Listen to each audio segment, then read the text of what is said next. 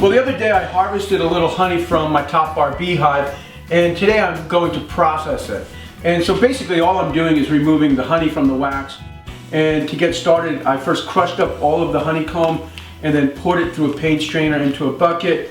And now I'm just simply going to pour the honey from the bucket into these mason jars. Now, people who get a lot of honey will use something called a honey gate, which is basically like a tap at the bottom of the bucket. And maybe that's something I'll deal with next year. But for right now, with just this little amount of honey, I shouldn't have any problem just pouring it from the bucket into the jars.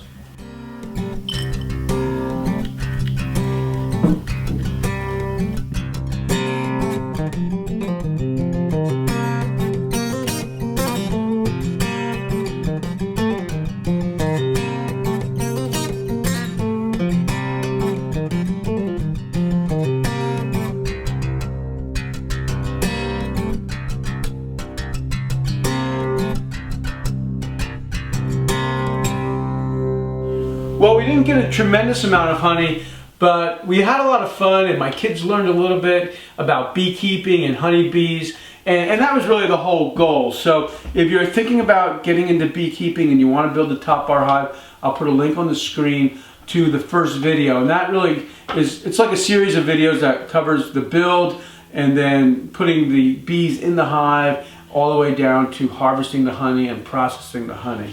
Now, my goal for the hive is to be able to split it, which means I'll need to build another hive, and that will be a project for sometime in January or February. And when I build that hive, I'll build it a little simpler than the first build, and I'll make sure that I have plans on my website. So, you know, just keep checking back if you're really into it. This hive should be an easy build and shouldn't cost a lot of money to build it. So thanks for tuning in. I'll see you soon.